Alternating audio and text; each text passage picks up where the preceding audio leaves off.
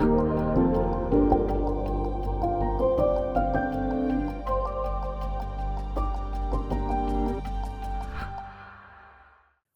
to our quarterly update.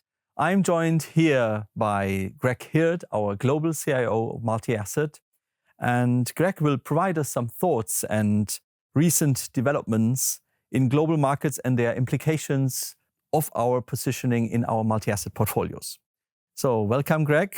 I'm glad that you're here. Thanks for joining us. And now, how do you see the current economic situation in the capital markets? Well, thanks, Marcus, and it's a pleasure to be back again.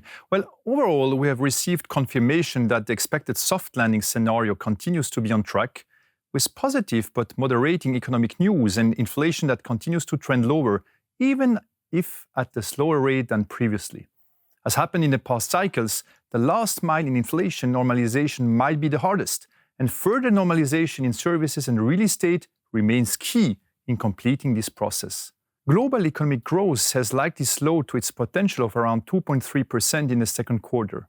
Indeed, after declining in May, for the first time in 6 months, our global macro breadth indicator posted a small rebound in June, confirming the moderation in economic momentum amid ongoing regional rotation, the start of a gradual economic recovery in Europe and a loss of momentum in the USA.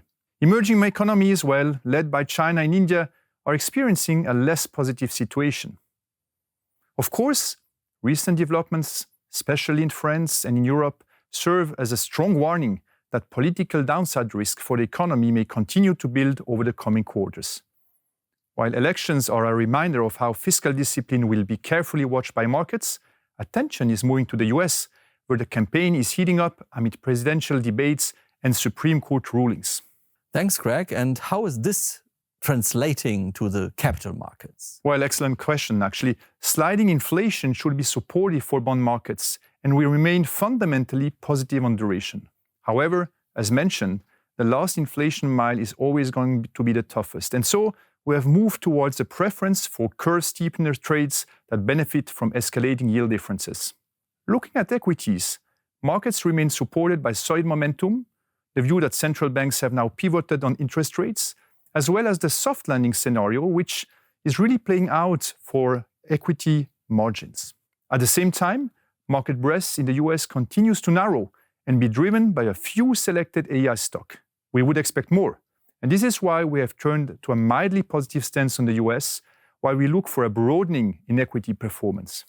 Now, aside from Japanese equities, which have been our favorite for quite a long time now, we have also become progressively more positive on UK equities, which are characterized by positive momentum, interesting valuation, and are quite underweighted by many investors. The elections have also produced the predicted results, and we're now expecting closer collaboration in the EU on trade and tariffs. Finally, turning to currencies, we have been somewhat surprised by the relative stability of the US dollar against the euro.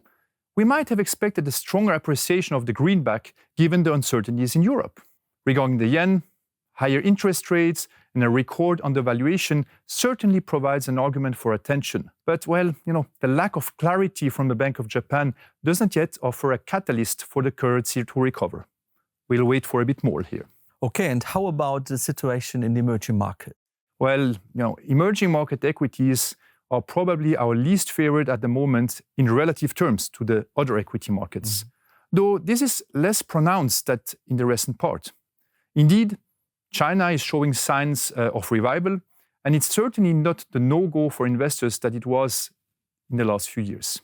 Furthermore, local central banks in emerging markets are gaining credibility in terms of fighting inflation, and their fiscal policies are certainly gaining credibility. This certainly explains why we have a positive view on emerging market debt, especially in hard currency.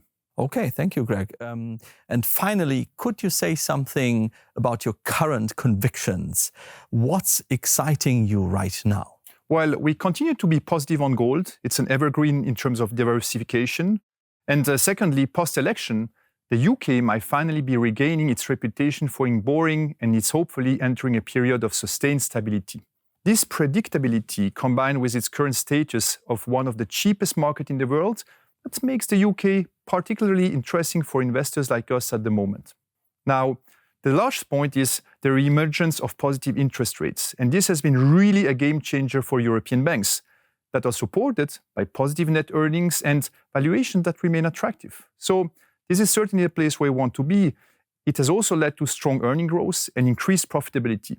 And this should be sustained as long as rates stay somewhere between 2 and 4%. Now, of course, we should also factor in risks such as the changing political situation and the danger of windfall taxes on banks' profit. Yet, we will believe this sector represents an attractive opportunity. Yeah, thank you very much, Greg, for your insights and the quarterly update of multi-asset. And thank you for joining us. Thank you, Marcus. Thank you all, and looking forward to seeing you in a quarter.